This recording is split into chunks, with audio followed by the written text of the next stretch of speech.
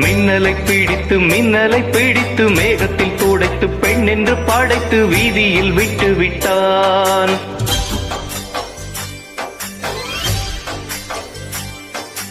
இப்படி இன்னொரு பெண்மையை படைக்க தன்னிடம் கற்பனை தீர்ந்ததை எண்ணி தன் பிரம்மனும் மூச்சையுற்றார்.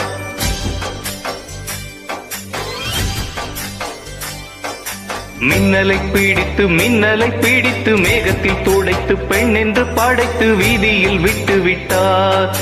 இப்படி இன்னொரு பெண்மையை படைக்க தன்னிடம் கற்பனை தீர்ந்ததை எண்ணி தன் பிரம்மனும் மூச்சையுற்றார்.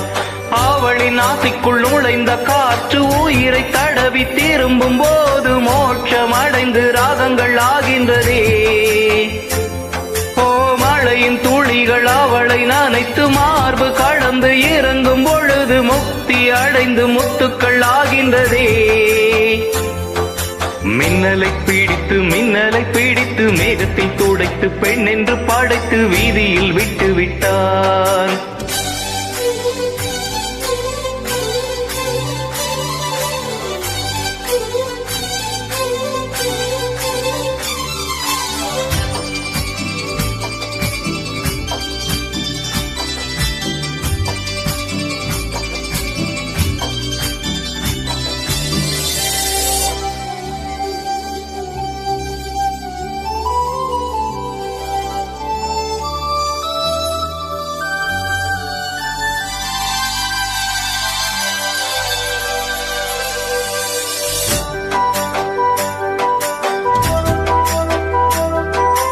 நிலவின் ஒளியை பிடித்து பாலில் நனைத்து கண்ணங்கள் செய்து விட்டார்.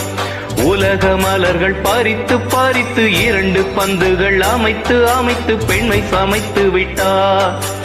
அழகு என்பது ஆண் பாலா பெண் பாலா என்பதில் எனக்கு சந்தேகம் தீர்ந்தது. அழகு என்பது நிச்சயம் பெண் பாலடா. கவிதை என்பது மொழியின் வடிவம் என்றொரு கருத்தும் இங்கு உடைந்தது. கவிதை என்பது கண்ணி வடிவமடா. மின்னலை பிடித்து மேகத்தில் துடைத்து பெண் என்று படைத்து வீதியில் விட்டு விட்டார்.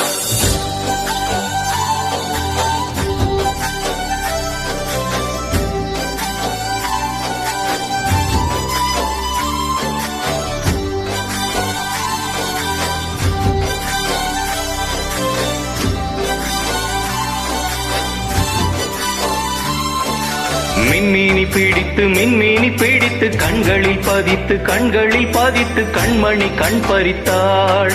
தங்கத்தை எடுத்து அம்மியில் அரைத்து மஞ்சளாய் நினைத்து கண்ணத்தில் குழைத்து ஜீவனை ஏன் எடுத்தாள்.